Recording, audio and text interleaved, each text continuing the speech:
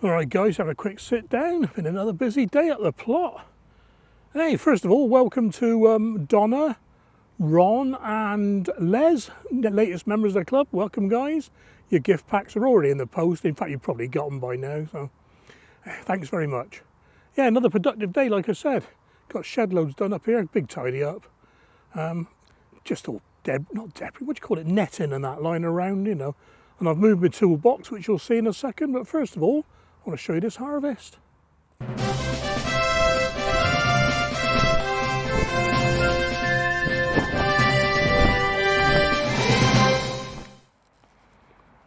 Well, there we are, that's the last of the carrots. A bloody huge beetroot and a mixture of Crispus and Brody sprouts. Still got loads of those left. I've binned those veggie bags, falling to pieces. I was lucky to be able to move them actually because the mesh and that was just falling apart. Let's have a look around, and I got a list with me today, so I'm not going to talk you what I've got growing. I can't remember it all. Right, poached eggplant going wild. Yeah, I wouldn't have thought that would be growing this early in February, but there you are. Cauliflower North Foreland, that's done very well. That's withstood all that -13 and -10s and everything. Yeah, brilliant. Broccoli claret. And we got some more in there, some purple sprouting broccoli. And that is Rudolph. That's Rudolph. Pentland Brig kale next to it. There was some kohlrabi at the back there, but that's all bolted. We've got the front here.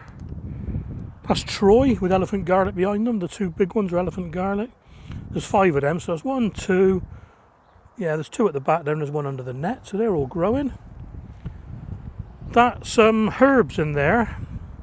Parsley and whatever I sowed amongst the tomatoes last year, tomatoes and chilies.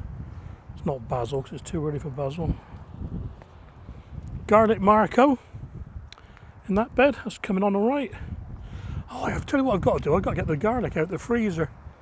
Tim at Troll Forge Troll Farm asked me to put some in the freezer, leave them in the freezer all winter, and then sow them in spring, see what happens. So I've just dumped a bag or 2 of that, those veggie bags there. Swede, best of all. And we got a few perennial onions growing there. I can't remember what they are. I'll have to look in my book at home. This is where I just tied it up, got rid of all the nets and everything. Yeah, good.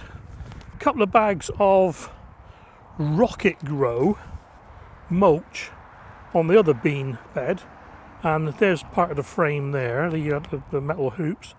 That'll be going up soon. Can't see a point putting it up too early because it's not needed till May or June really. You might get a lettuce catch crop in there or something. Finished pruning the blackcurrants. They're looking alright. Cut them well down, you can see lots of cuts everywhere. They're still young plants, look, still young bushes, only 2 years old, so I don't want to go mad with them. I have to read up on how to prune that fan trained pear. Do that when I get home. Pond, still there. Rhubarb's showing, so I'm going to have to dress that soon, get some muck around that. That is Pink Blossom, and I'm pretty sure it's one of these ones that crops all year round. Yeah. Red currants in the front of the pond there, 3 of those. Not touched those this year because they're new plants. Just dumped all the trimmings there, and that's where I've moved the box to. And as you know, the lids come off, so I got a couple of a blueberry and some volcanic dust on it. Most of the nets are inside, but I've left the veggie mesh there. It's all tied up and tied to a full watering can, so that shouldn't go anywhere. And the bungee cord on my buckets. Cool. Cauliflower Alschmeer, interplanted with Shensu onions, Senshu. And there's the sprouts. Again, we've got some more of those everlasting onions in there. Yeah, do you know what? I can't remember planting them. I have to go back 2 years, I think. Yeah, so I've put Harry the Orchid back as well. I was going to bin him, but let's give a new lease of life, eh? Yeah, so those 2 there, the one at the front is Crispus, the one the bare stem, and the one behind it's Crispus. I've just pulled one Brody up, and I've taken a few of the bristles off the sprouts off that one. The other ones are okay, but they have blown. So that's Dark Mar. And you look at them, they're very productive. I should have picked them earlier, perhaps. But hey, well, whatever. Got a bed ready to go here. That's all new compost on there. There's my bin compost. I just put a few bits and pieces in there. Next up, this is 2 beds. And I haven't written down what they are there. They must be Rigoletto or some interplanted onions again. Then we got the Chinook White hardneck garlic, and that's all ready to go there. That's got some fresh compost on there as well, and some chicken pellets. I said chicken pellets a minute. I keep saying it. It's supposed chicken manure pellets, Steve. Chicken manure. They're not ground up chickens. Oh, I don't know. That's cabbage Rigoletto in there. And now the toolbox is gone, they'll get sun all day. Believe it or not, the shadow was cast right over them. You know, that's where the sun is now, about midday. I'm not going to get too close to it. Yeah, that's where the sun is midday. I mean, you can see the shadow of the car, look. See how long it is. And that toolbox there, the shadow was over to, where are we? Here somewhere. Yeah. So they'll be happier now. And that means I've got a bit more space there where the toolbox was. And then we got the poached eggplants at the end, and lavender, and the herbs miscellaneous around the outside. Thyme, there was coriander, golden feverfew.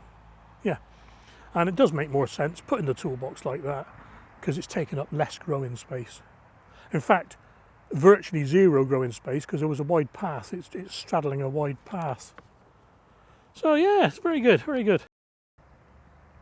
I've got to get some ericaceous compost for the other 2 blueberries.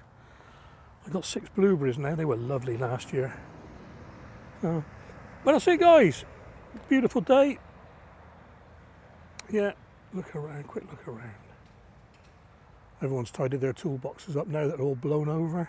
Right, I'll just pass you over to Robert quickly. He wants to talk about his entry into the single seed potato challenge. Morning, Steve. I've received my seed potato today.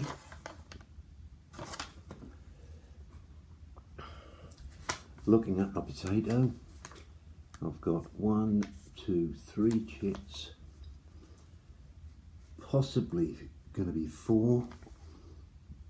I'm going to put this in the outhouse in the sunlight, but it's still cold, to see how the chits come.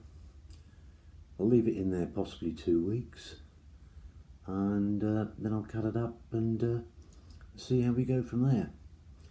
This is the first time for me entering a competition, and thank you very much, Steve, for sending me the potato. And the best of luck to you, Robert. Whew, right, I just better wrap up for the day, and this arrived. The yodel man dropped it off just as I was walking indoors. God, it's warm out the front. I had to put suntan lotion on my head. Anyway, and it's cold out here, that's what I was getting at, you know. Yeah, I didn't know it was coming, but the customer service agent on Facebook said, leave it with me, I'll pass it to higher management. Anyway, this has just arrived, so I'm opening it with you. I slit the tape, then I thought, well, let's film it together, you know what I mean? So, Nurseryman's Choice, 1 flower pack, 1 vegetable pack, 50 in each. Catalogue.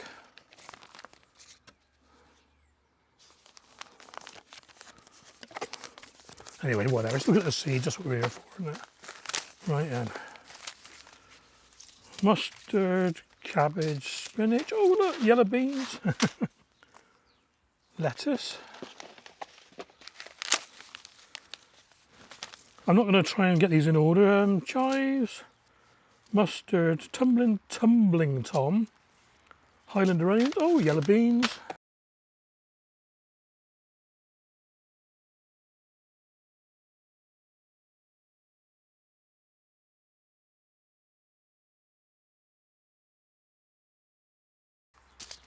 That's okay. Got to admit, it is better than last time. 1, 2, 3. Still 6 packs of yellow beans, and if you'd have bought these, you would be a bit miffed, wouldn't you? Right, who can I send some yellow beans to? Right, and members of the club, guess what you're getting next? Have I got enough? We've got 6 here and 10 indoors. I'll keep 1. Yeah, got enough for now. Right, let's get these indoors. It's bloody freezing out here. -2 last night.